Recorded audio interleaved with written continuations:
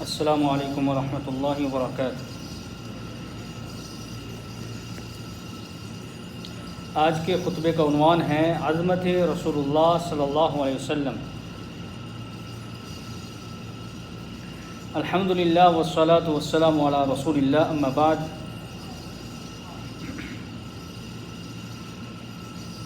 تمام تعریفیں اللہ رب العالمین کے لیے ہیں،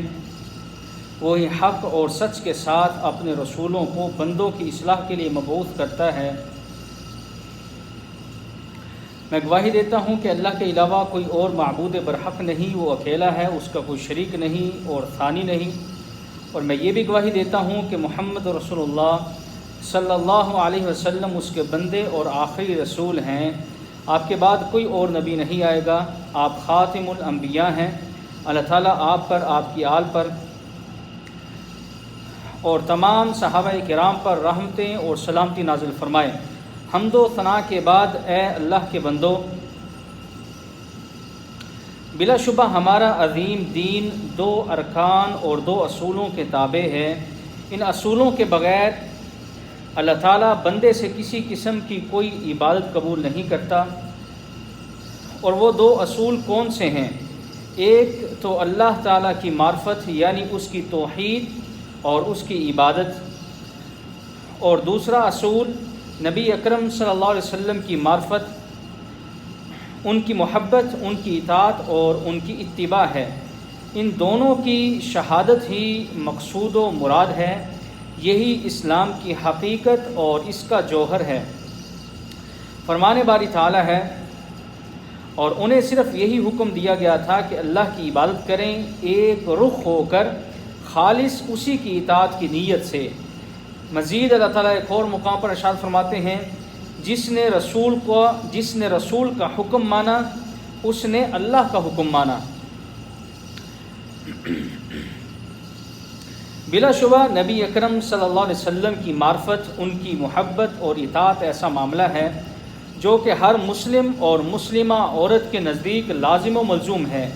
اور یہ اطاعت فرض، واجب، منہج کے اعتبار سے ہر اس شخص کو سعادت مند بناتی ہے اور کبھی اسے بدبختی کی طرف نہیں لے جاتی۔ اسی محبت اور اطاعت کی وجہ سے اللہ تعالیٰ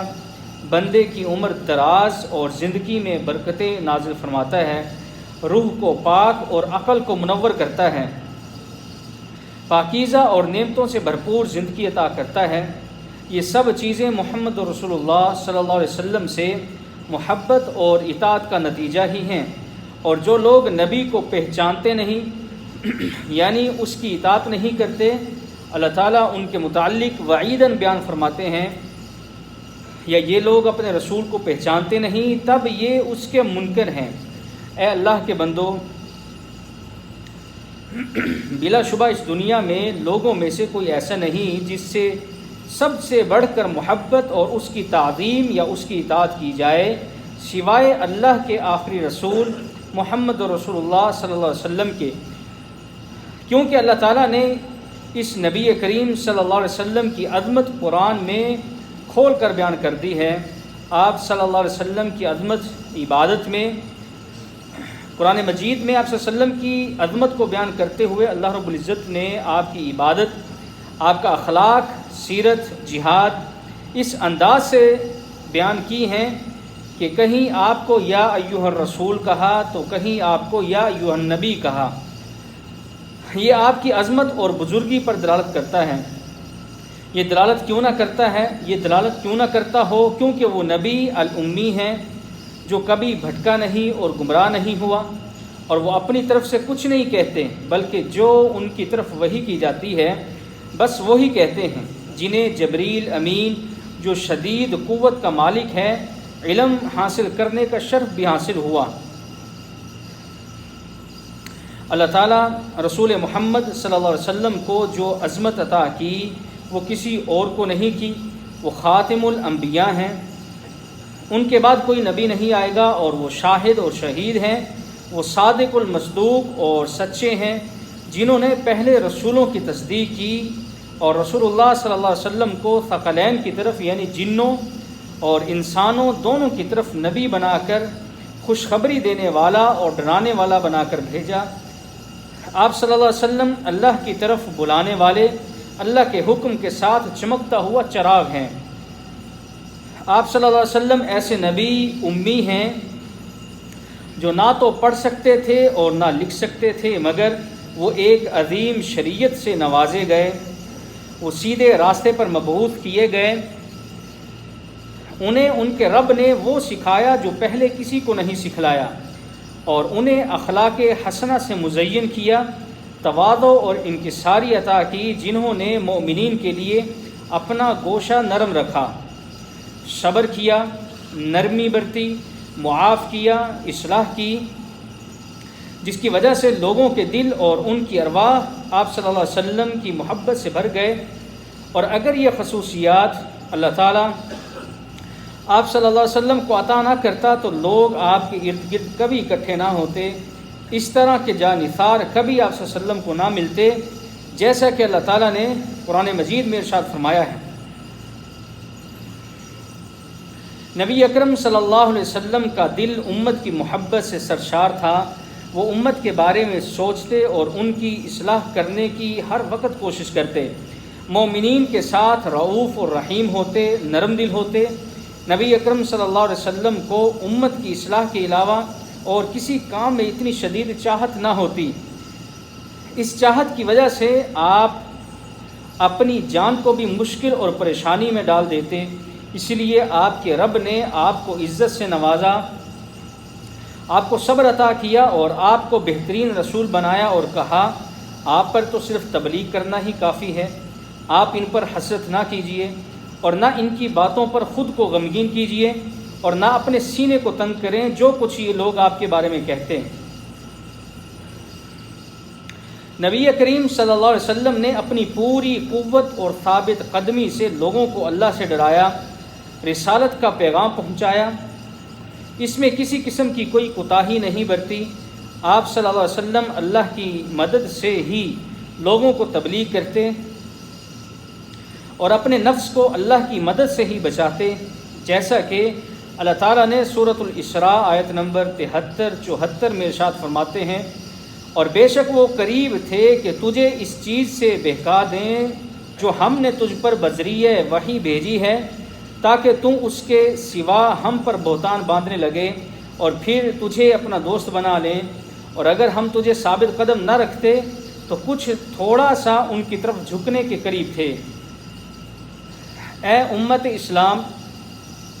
یہ وہ نبی کریم الامی صلی اللہ علیہ وسلم ہیں جنہوں نے لوگوں کو نیکی کا حکم دیا، منکر چیزوں سے روکا، ان کے لیے پاکیزہ چیزوں کو حلال اور خبیث چیزوں کو حرام کیا، تو پھر اللہ تعالیٰ نے انہیں بھی مکر کرنے اور دھوکہ دینے والوں سے محفوظ رکھا، انہیں نجات عطا کی اور ان کی اس وقت مدد کی جب کافروں نے ان کی پسندیدہ بستی اور جگہ سے نکال باہر کیا، اور ان کی ایسے لشکر سے مدد کی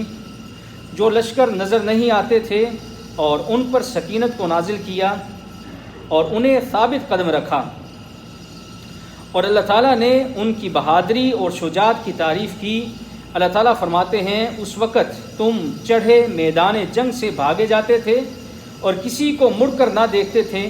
اور رسول تمہیں تمہارے پیچھے سے پکار رہا تھا، مگر ہم نے تمہیں فتح عطا کی۔ آپ صلی اللہ علیہ وسلم کو آپ کے رب نے عدل کرنے کا حکم دیا، بھلے وہ کسی کے بھی خلاف کیوں نہ ہو۔ اسی طرح اللہ تعالیٰ نے گزشتہ انبیاء کرام سے یہ بیعت اور میثاق لیا اور اس کا وعدہ لیا کہ جب نبی اکرم صلی اللہ علیہ وسلم آ جائیں گے تو تم ان پر ایمان لانا اور ان کی مدد کرنا، اور یہ سب کچھ ان کے ہاں تورات اور انجیل میں لکھا ہوا ہے۔ اب جو بھی نبی اکرم صلی اللہ علیہ وسلم کی سنت سے منہ پھیرے اور کراہت محسوس کرے تو وہ بہت بڑا بدبخت ہے، اور جو انہیں ایذا اور تکلیف دے اس پر لعنت اور اسے بڑا عذاب دیا جائے گا۔ اللہ تعالیٰ نے اہل بیت کو شرف بخشا اور ان سے پلیدگی کو دور کر دیا اور انہیں پاکیزہ بنایا، اور اہل بیت کی عورتوں کے فضائل بیان کرتے ہوئے اللہ تعالیٰ قرآن مجید میں ارشاد فرماتے ہیں، اے نبی کی بیویوں، تم معمولی عورتوں کی طرح نہیں ہو۔ صحابہ کرام رضوان اللہ اجمعین کی کتنی عظیم شان ہے، خصوصاً جو سب سے پہلے اسلام لائے اور ہجرت کی، اور اسی طرح انصار بھی، جن سے اللہ راضی ہوا اور ان کی توبہ کو قبول کیا۔ اے اللہ کے بندو، بلا شبہ قرآن میں کئی جگہ پر یہ بات واضح کی گئی ہے کہ لوگوں کا ایمان اس وقت تک درست نہیں ہو سکتا جب تک کہ وہ محمد رسول اللہ صلی اللہ علیہ وسلم پر کامل ایمان نہ لائیں، ان کی تصدیق نہ کریں، ان کی اطاعت نہ کریں، ان سے محبت نہ کریں۔ جب یہ سارے کام ہوں گے تو ایمان صحیح ہوگا، اور اپنے ایمان کو درست کرنے کے لیے یہ کام کرنا تمام مسلمانوں پر ضروری اور واجب ہے۔ اے اللہ کے بندو، بلا شبہ نبی اکرم صلی اللہ علیہ وسلم سے محبت اور ادب کا تقاضا یہ ہے کہ ان کی اطاعت اتباع کی جائے، ان کے راستے کو مضبوطی سے تھاما جائے، ظاہراً بھی اور باطناً بھی۔ انہی کا حکم سب سے مقدم ہے، انہی کی سنت سب سے پہلے ہے، اور یہ اس بات کی سب سے بڑی دلیل ہے کہ آپ نبی اکرم صلی اللہ علیہ وسلم سے محبت بھی کرتے ہیں اور ان پر کامل ایمان بھی لاتے ہیں۔ اللہ کے بندو، بلا شبہ اسی نبی کریم صلی اللہ علیہ وسلم کو ہمیں اپنا قدوہ اور نمونہ بنانا چاہیے، اپنی مجالس میں، اپنے پروگراموں میں، اپنی محافل اور تقاریب میں، کیونکہ وہی بہترین نمونہ ہیں، وہی بہترین قائد ہیں، وہی بہترین عالم، مصلح، مربی، تربیت کرنے والے اور نصیحت کرنے والے ہیں، بہترین خامند اور بہترین باپ بھی ہیں۔ اے اللہ کے بندو، قرآن اور حدیث سے خود کو آشنا کرو، کیونکہ جس نے ان دونوں کو ترک کر دیا وہ رسول اللہ صلی اللہ علیہ وسلم سے دور ہو گیا۔ تو اے اللہ کے بندو، جلدی کرو، اے مسلمانوں، قرآن کی طرف لپکو، قرآن کو سیکھو اور دیکھو کہ قرآن نبی اکرم صلی اللہ علیہ وسلم کے بارے میں کیا کہتا ہے۔ اے اللہ کے بندو، اسی طرح ہر ہجری سال کی ابتدا ہمیں دو عظیم واقعات کی یاد دلاتا ہے۔ ایک تو موسیٰ علیہ السلام کو اللہ تعالیٰ نے نجات دی تھی، جنہیں مصر سے نکالا گیا تھا، اور اسی طرح محمد رسول اللہ صلی اللہ علیہ وسلم کو بھی کامیابی سے نوازا جب انہیں مکہ سے نکالا گیا تھا۔ بلا شبہ زمانے واقعات کے ساتھ کروٹیں بدلتا رہتا ہے، جیسا کہ موسیٰ علیہ السلام کو 10 محرم الحرام کو نجات ملی، اسی طرح محمد رسول اللہ صلی اللہ علیہ وسلم کو ربیع الاول کی ابتدائی تاریخوں میں نجات ملی۔ یہی وجہ ہے کہ خلیفۃ المسلمین جناب عمر بن خطاب رضی اللہ تعالیٰ عنہ نے ہجری تاریخ کی ابتدا محرم سے کی، کیونکہ یہ دونوں عظیم واقعات ہجری سال کے شروع میں ہی وقوع پذیر ہوئے۔ ان دو واقعات کے علاوہ بھی تاریخ میں بہت سارے عظیم واقعات پیش آئے ہیں۔ اے اللہ کے بندو، اس میں کوئی شک نہیں کہ کتاب موسیٰ علیہ السلام اور کتاب محمد صلی اللہ علیہ وسلم دونوں ہی نازل شدہ عظیم کتابیں ہیں، اور ان دونوں کتابوں میں بہت سی چیزیں ایک جیسی ہیں۔ فرمان باری تعالیٰ ہے کہ کہہ دو پس اللہ کے ہاں سے کوئی ایسی کتاب لاؤ جو ان دونوں سے ہدایت میں بڑھ کر ہو، اگر تم اپنی بات میں سچے ہو۔ یہی وجہ ہے کہ نبی اکرم صلی اللہ علیہ وسلم کی یوم عاشورہ یعنی 10 محرم کو روزہ رکھنے کی مبارک سنت موجود ہے، جو کہ اللہ نے موسیٰ علیہ السلام اور محمد صلی اللہ علیہ وسلم کے درمیان بہترین تعلق کو واضح کرتی ہے۔ اللہ تعالی ہم سب کو قرآن و سنت کے مطابق زندگی گزارنے کی توفیق عطا فرمائیں، قرآن کو ہمارے لیے ذریعہ نجات بنائیں۔ وآخر دعوانا الحمد للہ رب العالمین۔